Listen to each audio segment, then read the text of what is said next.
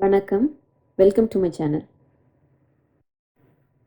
இந்த வீடியோல மீதமான ரவா உப்மா யூஸ் பண்ணி 3 வகையான ரெசிபீஸ் பார்க்கலாம்.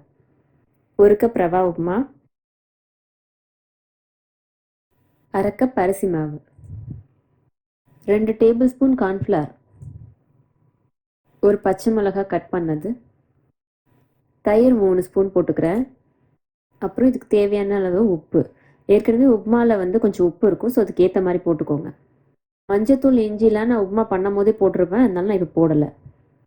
இது உங்களுக்கு ட்ரையா இருக்கிற மாரி தெரிஞ்சுச்சுன்னா, இன்னும் கொஞ்சம் நீங்க தயிர் சேர்த்துக்கலாம். நல்லா உருண்டை பிடிக்கிற பக்குவத்துக்கு இது வரணும். ஸோ அதுக்கேத்த மாரி நீங்க தயிர் சேர்த்துக்கோங்க.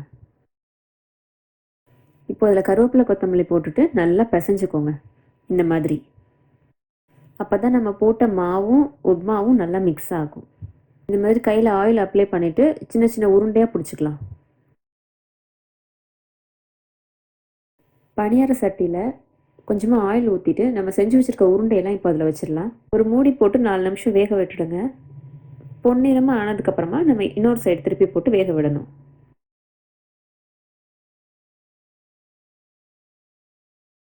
இப்ப 2 பக்கமும் நல்லா வெந்துருச்சு. அவ்வளோதான், நம்ம உப்மா பணியாரம் ரெடி ஆயிடுச்சு. வெளியில நல்லா கிரிஸ்பியா, உள்ள நல்லா சாஃப்ட்டா வெந்திருக்கு. இது கூட நீங்க புதினா சட்னி, தக்காளி சட்னி, இல்ல கார சட்னி கூட வச்சுக்கலாம். எல்லாத்துக்குமே இது நல்லா தான் இருக்கும். 2வது recipe rava upma cutlet. 1 cup rava upma, 1/2 cup நல்லா வேக வச்சு மசிச்ச உருளைக்கிழங்கு, அரிசி மாவு 2 table spoon, cornflour 2 table spoon,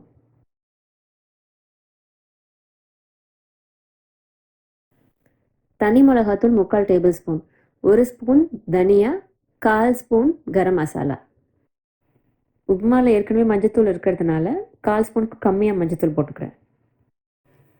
கருவேப்பிலை, கொத்தமல்லி, 2 ஸ்பூன் தயிர், அப்புறம் கொஞ்சமா உப்பு.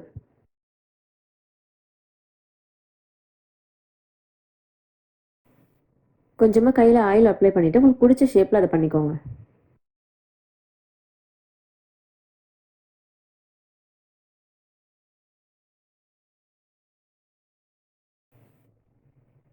தோசைக்கல்ல வச்சு 3 ஸ்பூன் எண்ணெய் ஊத்திட்டு, இப்ப நம்ம செஞ்சு வச்சிருக்கத அதில வச்சிடலாம். ஸ்டவ் மீடியம் லோ ஃப்ளேம்ல வச்சுக்கோங்க. 2 நிமிஷத்துக்கு ஒரு முறை இத திருப்பி போட்டுக்கோங்க.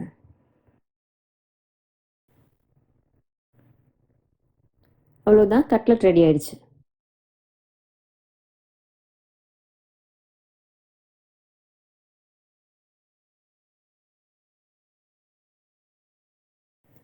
நெக்ஸ்ட் ரெசிபி உப்மா எக் பணியாரம். 1 கப் ரவா உப்மா, ஒரு பிரெட்டு, அதோட கார்னெல்லாம் ரிமூவ் பண்ணிட்டு அத சேர்த்துக்கோங்க. 2 முட்டை, முட்டைக்கு தேவையான உப்பு, 1/4 டேபிள் ஸ்பூன் கரம் மசாலா, ஒரு பச்சை மிளகாய் கட் பண்ணது. நல்லா மிக்ஸ் பண்ணிட்டு உப்மால கலந்துக்கலாம்.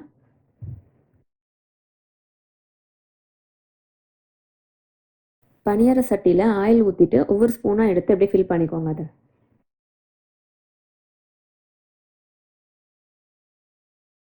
அவ்வளோதான், உப்மா எக் பணியாரம் ரெடி ஆயிடுச்சு. இனிமே மீதமாகிற உப்மாவை வேஸ்ட் பண்ணாம, இந்த மாதிரி சுவையான ரெசிபி செஞ்சு உங்க வீட்ல இருக்கவங்களுக்கு குடுங்க.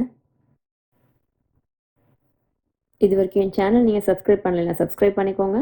லைக் பண்ணுங்க. உங்க ஃப்ரெண்ட்ஸ்க்கும் ஷேர் பண்ணுங்க. நன்றி.